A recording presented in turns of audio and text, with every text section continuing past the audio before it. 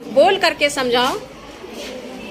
वारी धन ईश, इसमें से छोटा ही और ये बड़ा ही। दोनों तरफ समान मात्राएं हैं, सवर्ण है, इसलिए क्या होगा? दीर्घ बन जाएगा। तो क्या बनेगा शब्द? बारिश। गलती क्या हो रही है, कौन बताएगा?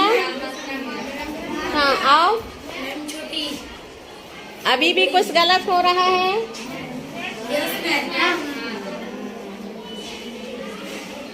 एकदम आराम से बेटा परिभाषा समझो।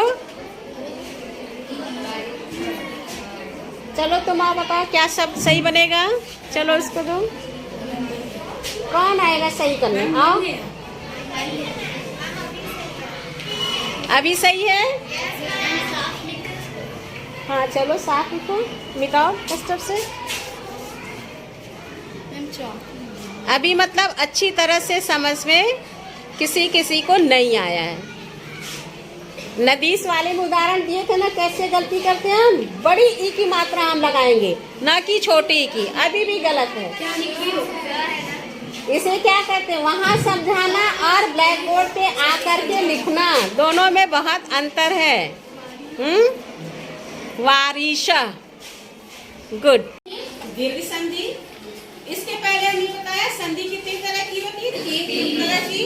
स्वर के साथ स्वर की संधि मतलब मेल या जोड़, जहाँ दो शब्दों को मेल जोड़ते हैं, दो शब्दों को एक में मिलाते हैं, उसे क्या कहते हैं? संधि। अब यह हम हिंदी विषय में इस तरह से संधि पढ़ रहे हैं। गृह विज्ञान में संधि क्या है? ये जो जोड़ है, हम अपनी हड्डियों को जो हिला पाते, कैसे हिला पाते हैं?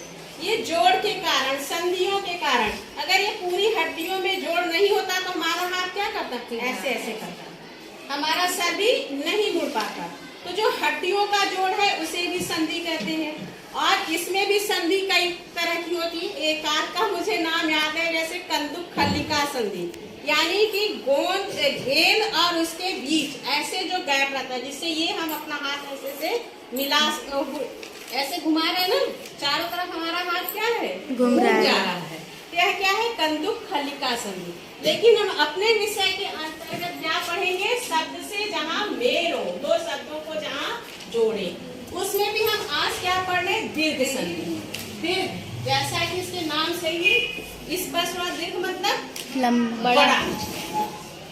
बड़ा कैसे हो जाएगा? तो इसका सूत्र है अकः सवर्णे दीर्घ।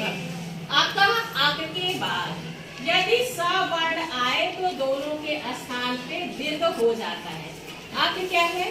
पाणिनि के माहेश्वर सूत्र के अनुसार, उनके बनाए हुए नियमों के अनुसार ही पूरा हमारा व्याकरण चलता है।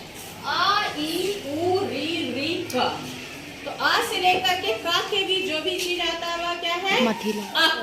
अ ई उ री री के बाद यदि समान वर्ण आए तो उन दोनों के स्थान पे दीर्घ हो जाता है। अब यह जो है, अगर मान लो बड़ा या छोटा, पहचानेंगे कैसे? दोनों तरफ समान मात्रा है, समान मतलब एक जैसी मात्रा हो, चाहे वह ह्रस्व हो या दीर्घ हो, छोटी हो या बड़ी हो। अब उदाहरण जैसे मान लो देखते हैं, विद्या धन। एक दो उदाहरण से स्पष्ट हो जाएगा। अब यहाँ पे क्या है? आ, और इधर क्या है? आ। दोनों तरफ क्या है? एक जैसी मात्रा है, सवर्ण है। तो इन दोनों को जब हम जोड़ेंगे तो क्या हो जाएगा? आ। अब कैसे बनेगा? यहाँ पे देखते हैं, ये क्या है? विद्य, ठीक। और ये आ निकाल देंगे, क्या बचा? लय। और या ये आ और ये आ दोनों मिलाकर के समान वर्ण आ बनेगा। तो ये शब्द क्या हो जाएगा? विद्या। आ और ये ल और ये य, क्या शब्द बना? विद्यालय। यहाँ पर तो दोनों मात्राएं कैसी हैं? समान है लेकिन दीर्घ है। अब यदि मान लो एक तरफ ह्रस्व हो, दूसरी तरफ दीर्घ हो, जैसे विद्या धन अर्थ। यहाँ पे क्या है? आ, ये दीर्घ है, और यहाँ पर अ ह्रस्व। तो यह दोनों मात्राएं कैसी है? समान है, सवर्ण है, इसलिए इन दोनों के स्थान पे दीर्घ आ हो जाएगा। अब ये कैसे बना विद्या, विद्या, और यहाँ पे इसका आ और इसका अ दोनों मिला करके आ हुआ, तो यहाँ पे क्या लगेगा? विद्यार्थी। इसमें आ की मात्रा लग जाएगी और क्या बन जाएगा? विद्यार्थी। तो इस उदाहरण से समझ में आया? अ के बाद स वर्ड आए तो दोनों के स्थान पे दीर्घ हो जाता है। तो इसका मतलब क्या है? अ, ई, उ, ऋ के बाद यदि ह्रस्व हो या दीर्घ हो, उनके बाद समान वर्ण आता है, वही मात्रा आती है, तो उन दोनों के स्थान पे दीर्घ हो जाता है, उन दोनों के स्थान पे बड़ी मात्रा लग जाती है। जैसे विद्याधन आलय में विद्या में आ है, आलय में आ है। इन दोनों को मिला करके जब इन दोनों को जोड़ेंगे, इन दोनों के स्थान पे आ होगा, दीर्घ होगा और क्या शब्द बन जाएगा? विद्यार्थी। दूसरे उदाहरण में विद्यार्थी में क्या है? विद्या में आ है और अर्थी में आ है। यह दीर्घ है और यह ह्रस्व है, लेकिन दोनों क्या है? सवर्ण है, समान मात्रा है, इसलिए दोनों के स्थान पे क्या हो गया? विद्यार्थी। कोई और उदाहरण और कोई बताएगा करके कैसे हुआ? कोई बताएगा? कोई उदाहरण? आ जाओ।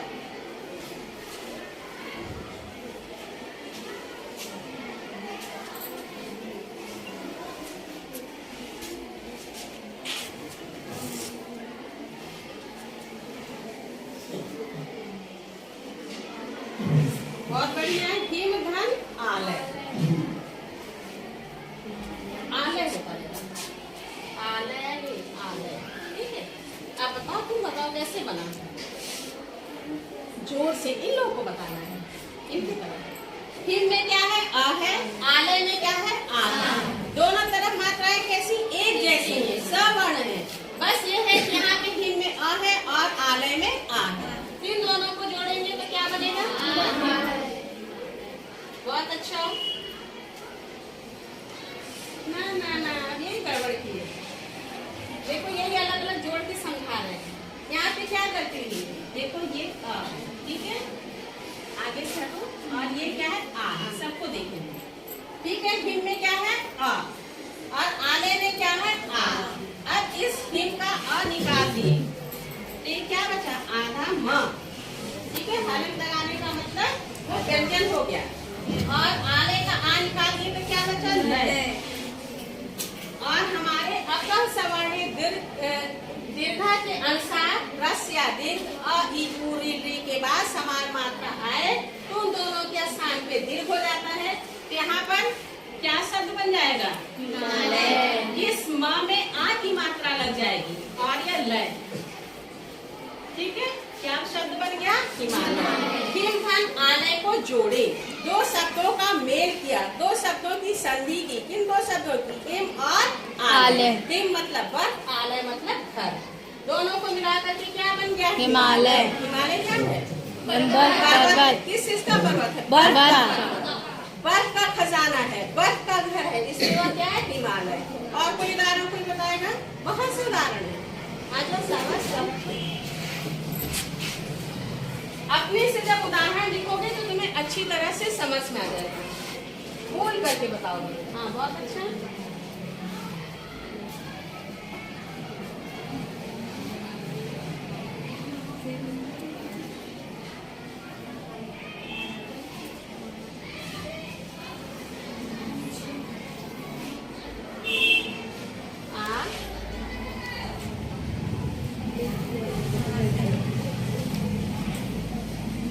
सही बनाया?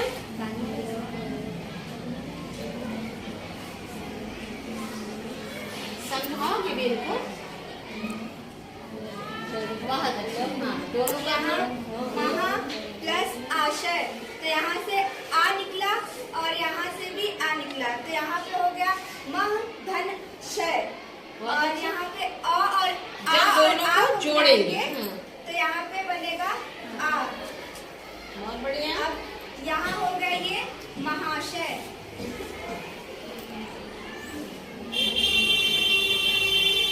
ये हो गया बहुत अच्छा। महाशय। जोरदार ताली। सही लिखा, सही समझाया। और कौन बताएगा? बहुत अच्छे, आ जाओ। अब किसी दूसरी मात्रा पे चले।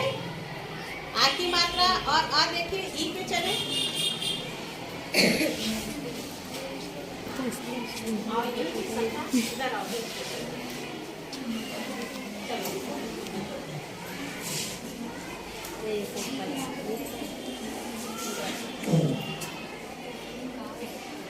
पुस्तक धन बोलो भी आलय। पुस्तक प्लस आलय। बहुत बढ़िया। पुस्तक में क्या है? अ। ह्रस्व अ है। आलय में क्या है? दीर्घ आ है। दोनों तरफ समान मात्रा है, इसमें दोनों के स्थान पे क्या होगा? दीर्घ आ होगा। और क्या बन जाएगा? दोनों शब्द मिला करके पुस्तकालय। बहुत बढ़िया। ठीक है, चलो इसके लिए ताली बजाओ। अब कौन ई की मात्रा ऊ की मात्रा समझाएगा? ल य। मैम ये वाला हम बता। हाँ आजा। देखो ये समझ लोगे तो अनुवाद भी करना आ जाएगा।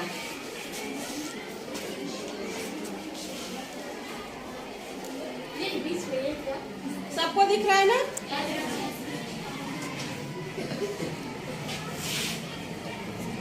अभी तक अ और आ की मात्रा देख रहे थे, अब ई की मात्रा देख रहे हैं। नदी धन ईश। नदी का जो ईश है, नदी का जो स्वामी है, अब दोनों को जोड़ेंगे। अब इन दोनों को जोड़ेंगे हम। यहाँ से बड़ी निकलेगी। द में क्या है? बड़ी ई। ईश में क्या है? बड़ी ई, यानी दीर्घ ई। दोनों समान मात्रा है, इसलिए दोनों का स्थान पे दीर्घ हो जाएगा। दोनों को जोड़ के क्या बनेगा?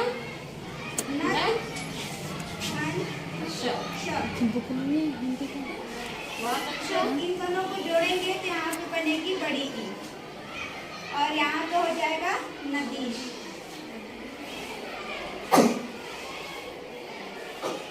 बहुत बढ़िया।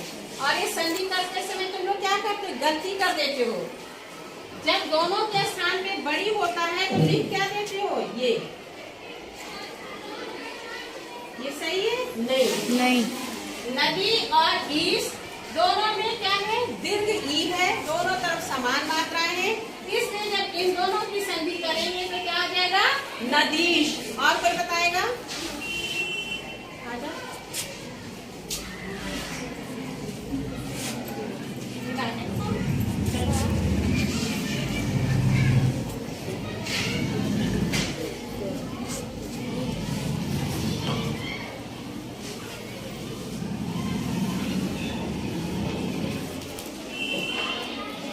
अब देखो ऊ की मात्रा है। आ और आ देखिए, ई और ई देखिए। अब ऊ की मात्रा भानु धन उदय। भानु मतलब सूर्य और उदय होना मतलब निकलना। अब भानु में क्या है? ह्रस्व ई ऊ है और उदय में भी क्या है? ह्रस्व ऊ है। दोनों तरफ मात्राएं कैसी? सवर्ण मात्रा है, समान मात्रा है। इन दोनों के स्थान पे क्या बनेगा? दीर्घ होगा। हाँ, शब्द बना बेटा दोनों को जोड़ के।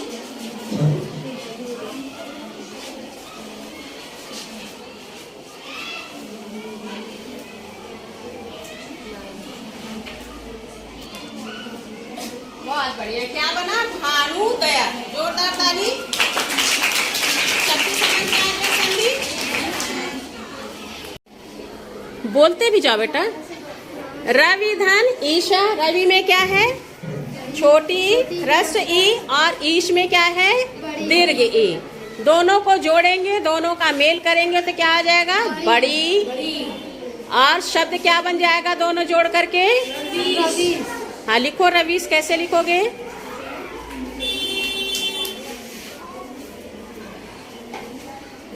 सबकी समझ में संधि आ रही है? रवीश सही लिखा है? नहीं सही लिखा है? क्या गलत लिखा है? क्या विसर्ग लगाई है? ईशा में नहीं लगाए हो और यहाँ लगाए हो, दोनों जगह लगेगा ना? ठीक है, सही है, गुड। कवि, हाँ हाँ, कवि धन इंद्रा। कवि में क्या है? ह्रस्व ई है और इंद्रा में भी ह्रस्व ई है, यानी छोटी ई। दोनों जगह सवर्ण है, समान मात्रा है। बहुत अच्छा। दोनों का मेल करो, कौन सा शब्द बनेगा? बहुत बढ़िया, जोरदार ताली इसके लिए, बिल्कुल सही लिखा।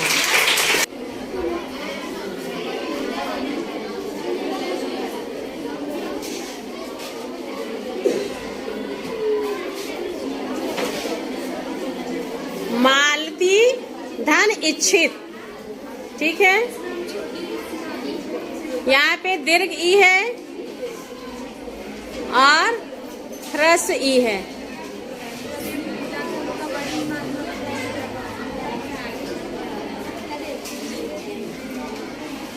चलो अब इसे आने दो। तुम कौन से शब्द से बनाओगी? इसको दो, अब इसे दो। चलो आओ।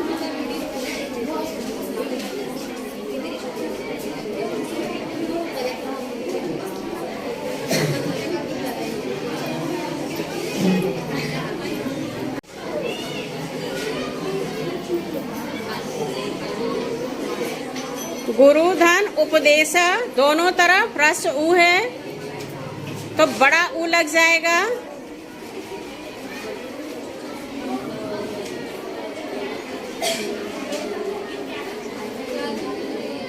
तुम तो दोनों जगह गुरु एक जैसा लिखे हो।